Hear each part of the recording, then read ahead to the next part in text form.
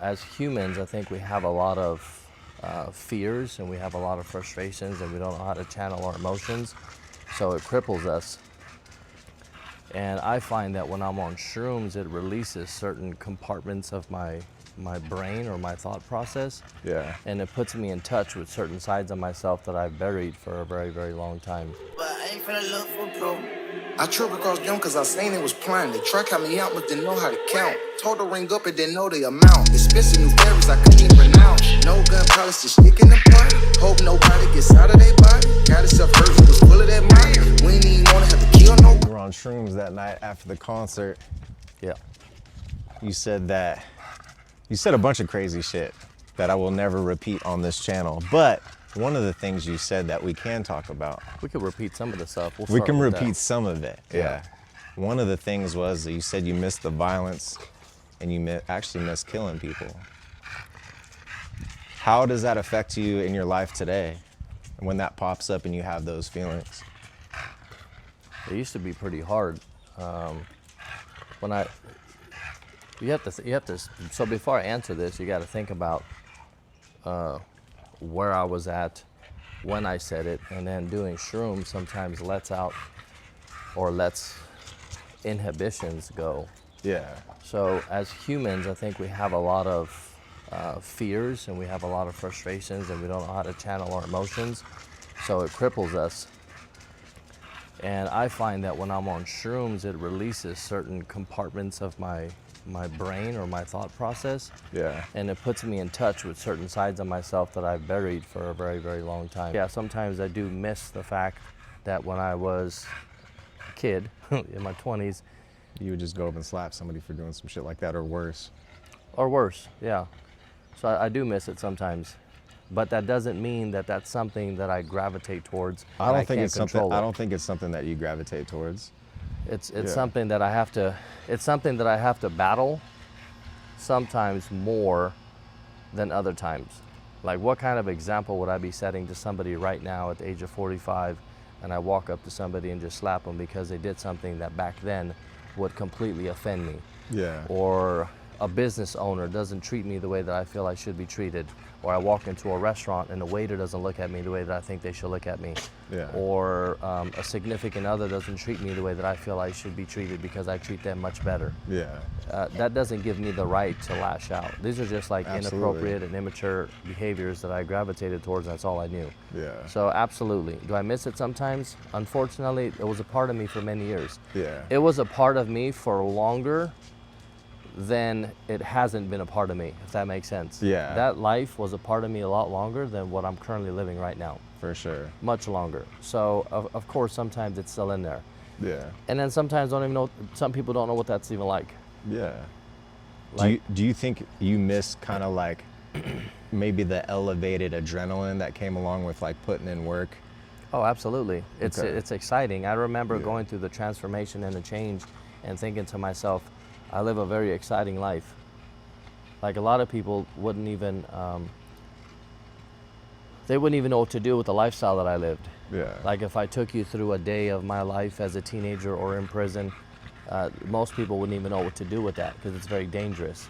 You see stuff like that on TV, you read about it, you see it on TV, crime stories, unsolved murders, things like that. I mean, that was my life. You were actually doing it. I lived it. So yeah, it's very exciting. Yeah. You think the life that I live now is as exciting? Probably not.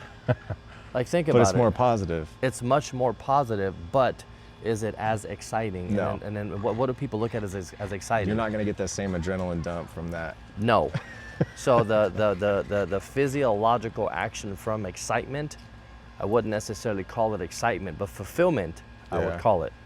So of putting in work? No, for what I'm doing right now is much more fulfilling. Right. So even though I lived a much more exciting life, it didn't give me a lot of fulfillment. Yeah. I left a void of feeling empty, alone, always having to look over my shoulder, but it was very exciting. Yeah. But I know that we as humans need excitement. So what do I do now for excitement? Rave. I party, occasional drug use, and I do mean occasional. Some people may not agree with it. I'm not here to sit there and tell people how to live their life. I'm here to explain my process and what I do, and that we need excitement. Yeah. What I do find interesting is that I find that a lot of people shun other people for doing things that they're not supposed to do, and yet the majority of the people that I know in my life all use to some extent something. I'm Yeah. not going to mention any names, but I find it very interesting. Call them out. Call them out. No, I'm just I'm playing. not, I'm not going to do that. I find it very interesting, and I don't think you should be ashamed of anything you do, short of hiding bodies and burying bodies. That's not necessarily what I want to do, but some people also do that as well too. Yeah. But if you're not hurting anybody, and more importantly, if you're not hurting yourself, I don't really see a problem with it. I do understand that there's some things out there that people use now to mix drugs with. Yeah. The biggest one right now would be fentanyl. Yeah. But fentanyl is actually a pharmaceutical drug. So if you want to take it up with somebody, maybe don't take it up with the people that put it in drugs. Take it up with the people that are selling it, pharmaceutical companies. Yeah.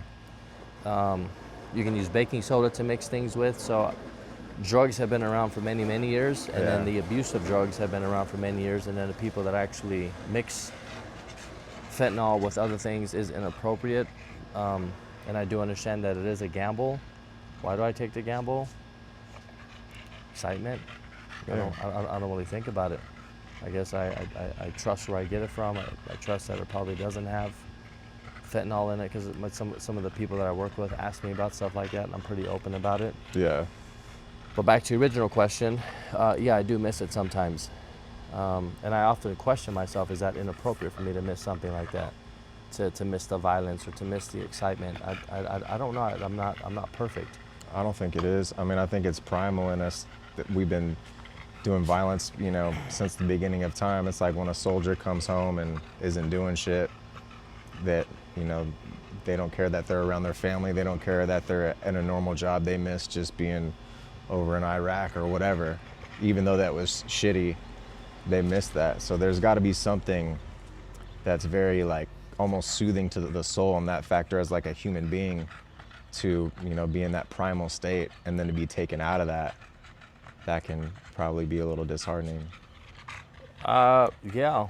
I mean, I would imagine some people that have been to war, whether if they're American or from Iraq or from the United Kingdom or from Africa, anybody that's been in some type of combat. Yeah. So I just say America because this is where we're at, but Americans aren't the only one that go to war. Yeah. Like every single country goes to war, and every single country probably deals with some type of PTSD or some type of issues from people that have been to war. So whether you've been to prison and you've seen combat, and you've been in riots, you've seen stabbings, you've been in them, you've been a part of them, you've orchestrated them to some extent. Because somebody asked me, do I think I suffer from PTSD, and I never really stopped and thought about it. Yeah. Because for many years I just assumed that was just my life. Yeah. I mean, do you think you do? I'm not exactly sure, because everybody, I think PTSD is looked at as in a way, or it's looked at in a way that can't be coped with. Yeah. So a lot of people are seeking Social Security, a lot of people are seeking help and counseling, and nothing against that, but I don't know if I suffer PTSD to that extent where I can't live a normal, productive life. But I do suffer from some thoughts, and I suffer from some, I guess it wouldn't be considered normal behavior, and I have to constantly remind myself that I can't do that anymore. I'm constantly having to overthink if I approach a situation, or if I want to help somebody, is this going to possibly hinder my freedom? I'm not a hero. Tina, sometimes I tell Tina that, I said, I ain't no hero. I'm never going to get involved in anything that has nothing to do with me, because my level of violence is different, and I'm probably going to get the short end of the stick if the police come and do a background check. I don't want to get confused in any of that. So I'm not a hero. Your ass is getting locked up. I mean, anything can happen. Say, for example, an altercation breaks out at a bar, and I decide to intervene, and then I end up getting into a fight, and somebody gets hurt, and then this person that ends up getting hurt, ends up dying. Yeah.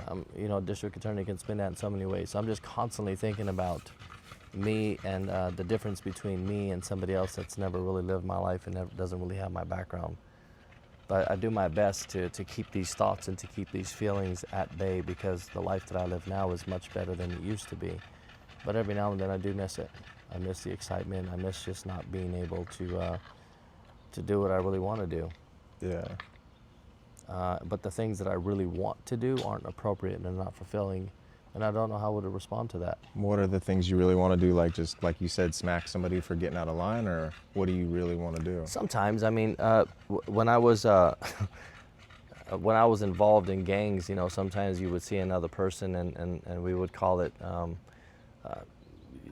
motherfucker thinks he's hard, he ain't hard, he ain't never been fucking bitch slapped. Like you walk up to somebody and just slap the shit out of them, it's like a total disrespect. Like Just if to you see what they do? Yeah, just slap them and wait and see what they do. You know, then a fight could break out or a fight couldn't break out. You know, it's just how we dealt with things.